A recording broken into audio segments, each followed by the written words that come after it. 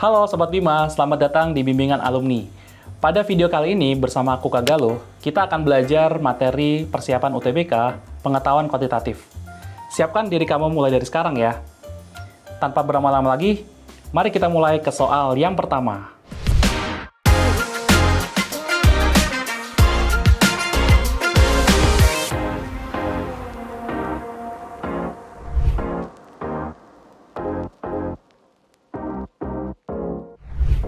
Oke, Sobat Bima, sekarang kita masuk ke soal nomor 1 ya. Titik A berada pada koordinat 3,4, dirotasikan sebesar 90 derajat berlawanan arah jarum jam terhadap titik pusat 1,1. Jadi kita bisa tulis di sini 3,4 kira-kira di mana tuh? Sini. 4 di sini ya. Jadi kira-kira di sini. Oke. Seperti itu. Kemudian pusatnya di 1,1 di sini. Oke. Nah, sekarang kita rotasikan terhadap 90 derajat. Itu gimana sih?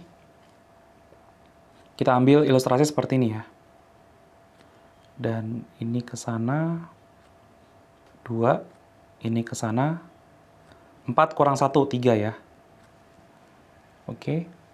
Nah, ketika dirotasikan, sebenarnya permainannya itu adalah ini nih. Ini sama ini. Dirotasikan berlawanan arah jarum jam 90 derajat. Jadi kira-kira ke sana. Oke, berlawanan arah jarum jam.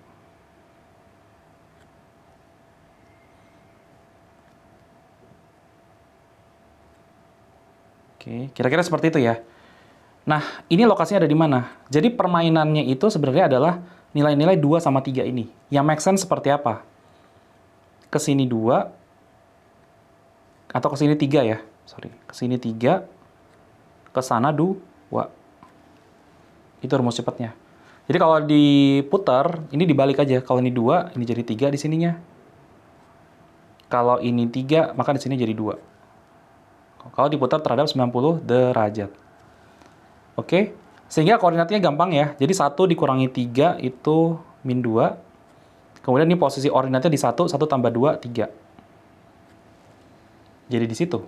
Ini yang disebut sebagai A aksen. Jarak dari titik A aksen ke garis 3x plus 4y sama dengan 10 adalah berapa? Oke. Nah, kita ingat ya rumus dari jarak titik ke garis. Jadi kalau misalkan kita punya titik X1, Y1 misalkan, terus ini ada garis AX plus BY plus C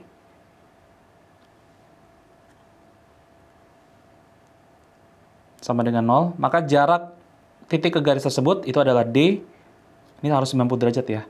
Rumus D itu adalah ini, mutlak AX1 plus BY1 plus C dibagi akar dari A kuadrat plus B kuadrat. Oke? Itu rumusnya ya. Jadi D-nya adalah A dalam hal ini siapa? 3. X1-nya adalah min 2. Ditambah B-nya dalam hal ini adalah 4. Y1-nya adalah 3. Plus C-nya adalah min 10 ya. Jadi ini pindah ke ruas kiri jadi min 10.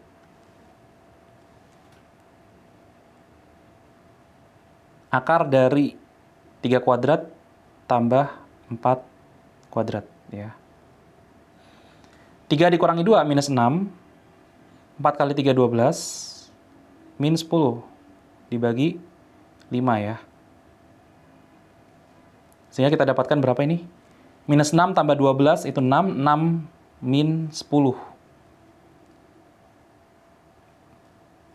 Min 4/5.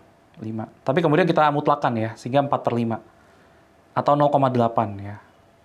Jadi untuk soal ini jawabannya adalah yang B, 0,8.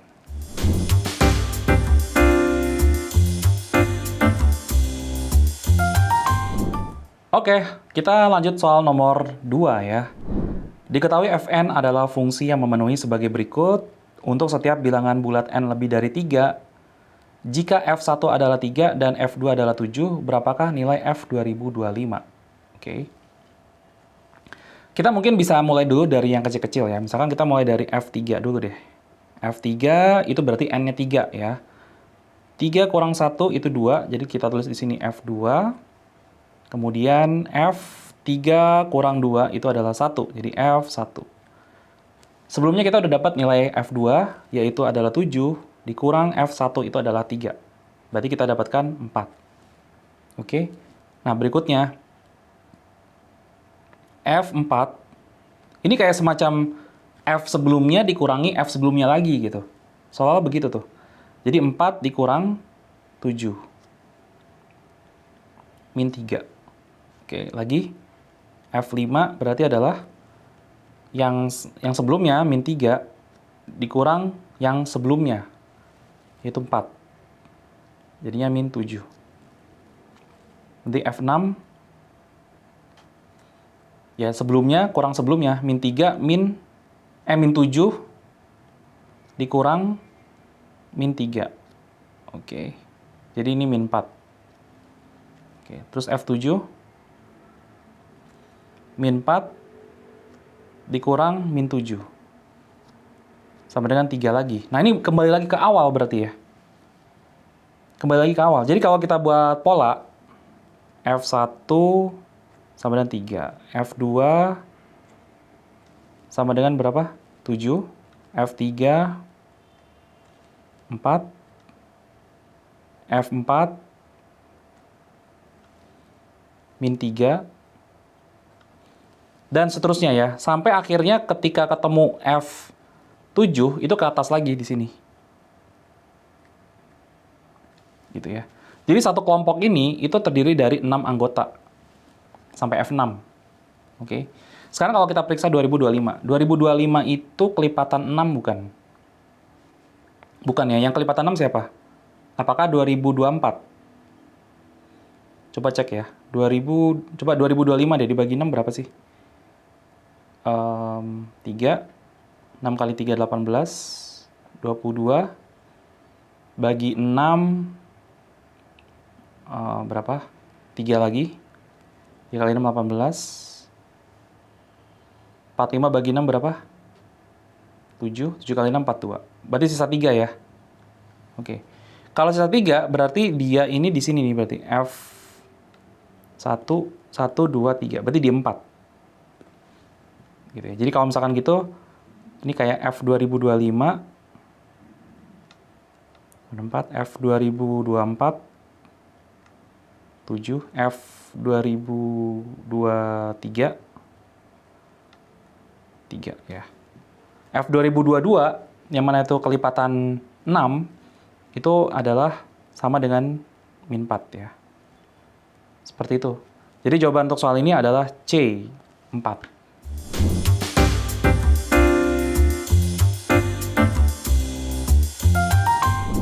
Oke, Sobat Bima, mari kita lanjutkan belajar kita ke soal nomor 3.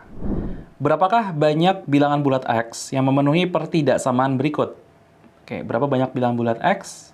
Apa sih bilangan bulat? Bilangan bulat itu kan kayak misalkan minus 2, minus 1, 0, 1, 2, 3, dan seterusnya itu ya. Itu bilangan bulat. Nah, sekarang kita lihat ya bahwa ada bentuk seperti ini. Oke, kita harus hati-hati dengan ekspresi yang ada di bawah akar. Kita harus menjamin bahwa ekspresi di bawah akarnya itu tuh lebih dari sama dengan 0. Berarti 10 min X itu harus lebih dari sama dengan 0. Oke, berarti min X lebih dari min 10. Kita kalikan kedua ruas dengan negatif. Dan tanda pertidaksamannya berubah berlawanan. Oke, jadi X-nya harus kurang dari 10. Seperti itu. Oke, sekarang kita coba cek ya bahwa di sini ada faktor. Dan, oh ya, di sini udah pasti positif. Udah pasti positif. Tapi ini supaya tidak menyebabkan penyebutnya bernilai 0, maka tidak boleh sama dengan 0. Jadi kita tulis di sini kurang dari 10 aja. Jadi X sama dengan 10 tidak diizinkan ya. Dan ketika X-nya itu kurang dari 10, artinya dimulai dari 9 ya kan. Kita bisa katakan seperti itu. Pasti positif hasilnya. Nah, untuk dapat menghasilkan negatif, ya, untuk hasilkan negatif, maka solusinya pembilang harus negatif. Jadi negatif dibagi positif, hasilnya negatif. Oke. Nah, gimana caranya biar kita dapat nilai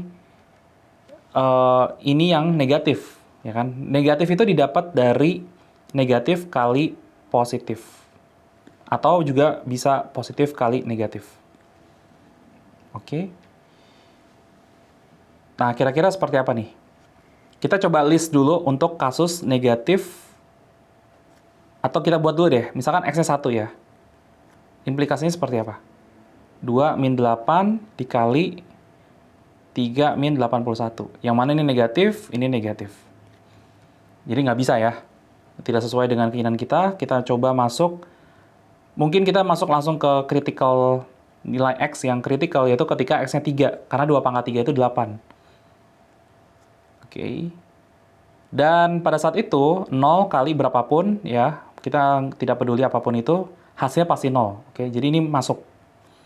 Ketika X-nya 4, maka 2 pangkat X min 8 itu nilainya bakal positif. 3 pangkat 4 itu 81. 81 dikali 81, 0 ya. Jadi ini bisa. Sekarang kita masukin ketika X-nya adalah 5.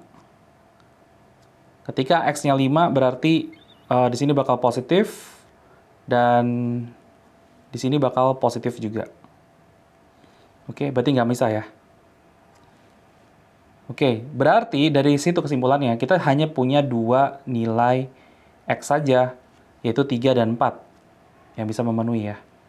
Dan 3 sama 4 tersebut memenuhi juga X kurang dari 10. Oke, jadi untuk soal ini jawabannya hanya ada 2, yaitu 3 dan 4, jadi jawabannya adalah B, ada 2 nilai X.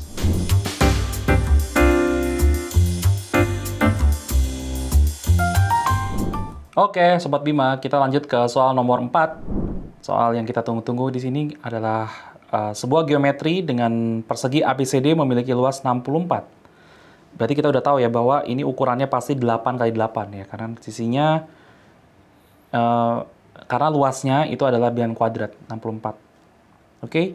Titik E berada di tengah BC seperti gambar di sini. Titik F berada di tengah CD. Titik F di tengah CD seperti gambar. Garis AE dan BF berpotongan di titik P. Manakah hubungan yang benar antara kuantitas P dan Q berikut berdasarkan informasi yang diberikan? Luas segi 4 CEPF. Luas segi 4 CEPF. Nah, itu berapa tuh? Oke. Kayaknya gini sih. Luas itu adalah luas yang ini.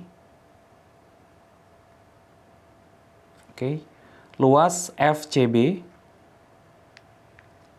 dikurang luas ini. PEB. Oke.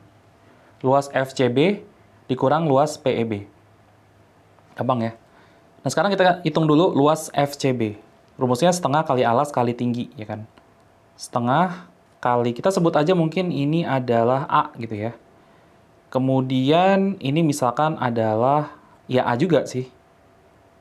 Ini kalau ini A, ini 2A dong berarti. Ya kan? Setengah kali A kali 2A. Kemudian dikurangi dengan setengah kali alas, alasnya yang ini, yaitu A. Nah, sekarang kalikan tinggi. Tingginya berapa nih? Ini ke sini namanya tingginya ya. Nah, ternyata gini ya, triknya gini. Kalau kita punya garis ini, terus kita tarik garis dari tengah-tengah juga ke sini, terus ke sini, gitu ya. Apa yang terjadi?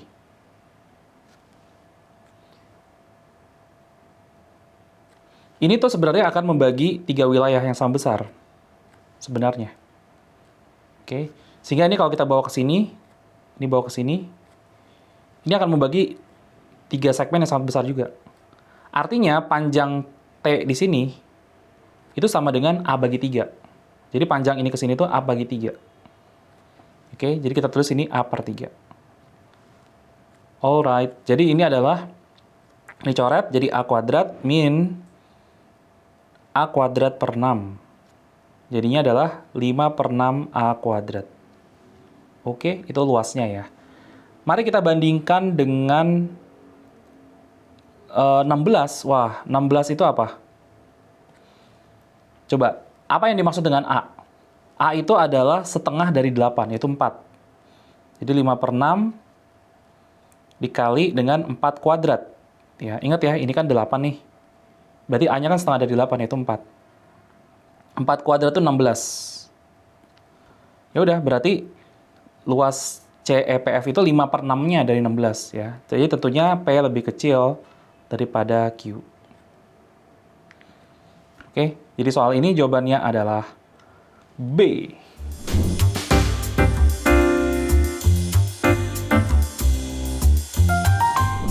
Oke, Sobat Bima, sekarang kita masuk ke soal yang terakhir, soal nomor 5. Mari kita coba.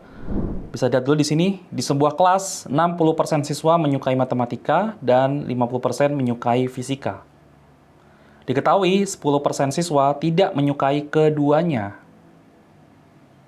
Oke, ini terkait dengan dua kategori ya. Di sini ada matematika, ada fisika, begitu ya. Jadi enaknya diagram yang merepresentasikan ini adalah diagram Venn. Mari kita coba. Ini diagram Venn, ini untuk lingkaran matematika, dan ini untuk lingkaran fisika.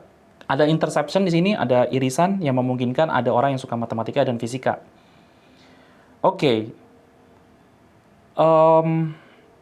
Biasanya kalau kasus diagram Venn ini, kita coba selamatkan dulu bagian intersection. Bagian tengah. Kita sebut aja nih X. Tulis aja dulu ya. Kemudian di sini disimbolkan dengan persentase. Jadi kita asumsi di kepala kita, coba nih misalkan setiap semesta atau satu semesta ini tuh ada 100 orang. Totalnya 100 orang dan 60 orang suka matematika. Berarti yang suka matematika saja tidak suka fisika itu adalah 60 min X. Oke, jadi totalnya itu 60 min X tambah X itu adalah 60, ya kan? Kemudian fisikanya itu 50%, berarti di sini 50 min X. Diketahui 10% siswa tidak menyukai keduanya. Oke, berarti di sini 10. Oke, berarti kita bisa tulis di sini 60 min X ditambah X ya, ditambah 50 min X. Oke, bisa kita tulis seperti ini. Ditambah 10 harus sama dengan 100. Oke, jadi ini bisa dicoret. 60 tambah 50, 110. Min X plus 10 sama dengan 100. Berarti X-nya adalah 20 ya. Oke, jadi ada 20 orang. Oke, selanjutnya kita lihat lagi di sini. Jika jumlah siswa yang hanya menyukai matematika adalah 6 orang lebih banyak dari siswa yang hanya menyukai fisika, berapa total siswa di kelas tersebut? Wow, oke. Jika ternyata yang hanya menyukai matematika, artinya yang matematika ini 60 min X ya. 60 min X itu ternyata adalah 6 orang lebih banyak daripada siswa yang hanya menyukai fisika. 50 min X. Nah ini, kalau kita masukkan 20, itu nggak cocok kan ya? Karena 40 itu tidak sama dengan 6 plus 30. Tidak cocok. Berarti kita perlu berpikir lagi bahwa 100 ini adalah permisalan di awal aja. Jadi sebenarnya di sini kita kalikan dengan K. Jadi semua yang ada di sini kalikan K semua ya. Termasuk ini. Ini X-nya ini sebenarnya adalah K. 20 kali K. Oke. Jadi ini kita kalikan K. Yang mana kita tahu tadi X-nya adalah 20. Jadi sini bisa kita tulis, wait. Tadi kan X-nya 20 ya. Wait. Min 20, ini K berarti. Terus ini tadi 50 minus 20 ya. Karena X-nya tadi 20 kan. Tapi kita kalikan dengan K. Oke. Jadi sini kita akan dapatkan 40K sama dengan 6 ditambah 30K. Berarti sini kita akan dapatkan 40 dikurangi 30 itu 10K sama dengan 6. Oke. Berarti K-nya adalah 6/10 atau 3/5. Oke. Berapakah total siswa di kelas tersebut? Oke, berarti 100 dikali 3/5. Hasilnya 60. Oke, jadi ada 60 orang. Jadi soal ini jawabannya adalah B.